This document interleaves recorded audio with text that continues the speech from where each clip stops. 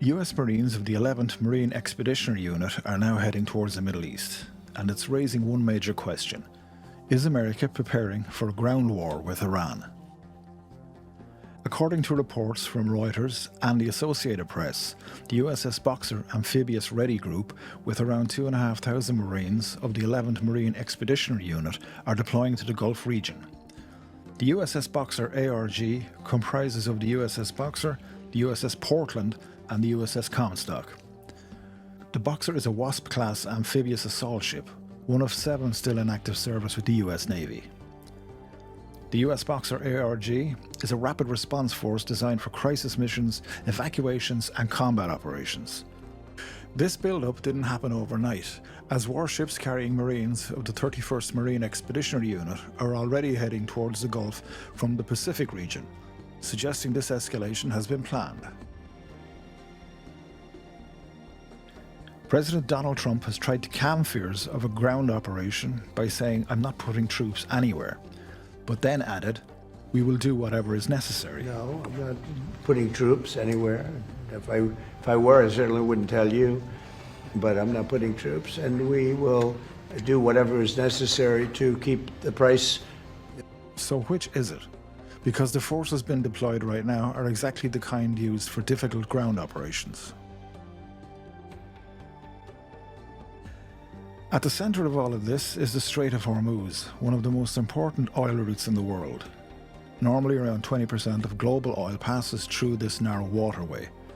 Now, with mines, drones and attacks on commercial shipping, only small numbers of Iranian tankers or approved or negotiated shipments for China or India are making the transit. With all other traffic at a standstill, keeping the strait open has now become a global priority, as the impact of its closure is being felt worldwide, with oil prices surging, hitting levels not seen since the COVID-19 era.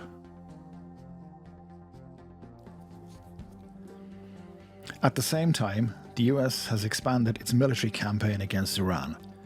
Strikes continue to target missile systems, naval assets and infrastructure, while Iran continues launching missiles and drones at Israel, US forces and energy sites. Reports suggest A-10s, Apache helicopters and rapid response units are now involved, though the full scale of operations hasn't been officially confirmed. Oil prices are now hovering around $110 per barrel, and that's putting massive pressure on the global economy. Key infrastructure is under threat, including Karg Island, which handles about 90% of Iran's oil exports. If the US moves from airstrikes to actually controlling territory, it will lead to a significant increase in operational tempo, which means more missions, shorter gaps between them, and higher overall intensity of operations. This is when the conflict becomes much bigger and potentially more difficult to end, as opposed to it being a decisive strike to destroy Iran's military capability or topple its regime.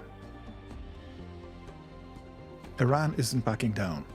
Drone attacks have hit oil facilities across the Gulf, including a major refinery in Kuwait.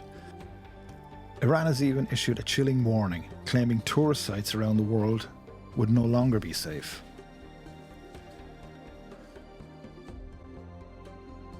The human cost is rising fast. Over 1,300 killed in Iran, more than 1 million displaced in Lebanon, dozens killed in Israel and the West Bank, and at least 13 US troops confirmed dead. Meanwhile, leadership in Iran, while still in control, has been shaken, with top officials and military commanders killed in strikes. The conflict is also exposing cracks between allies.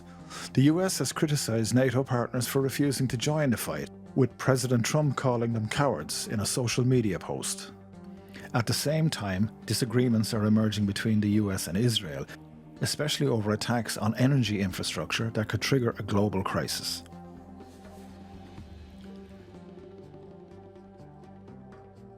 This isn't just about war, it's about the global economy.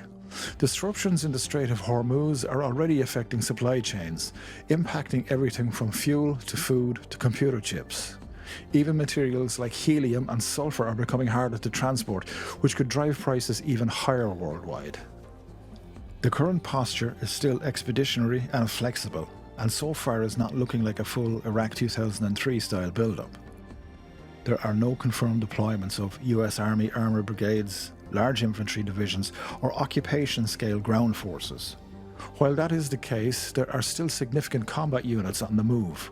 Oil prices are rising and attacks are escalating. The question now is, are we witnessing the early stages of an invasion force assembling? If you like this video, hit like and subscribe, and I will see you in the next one.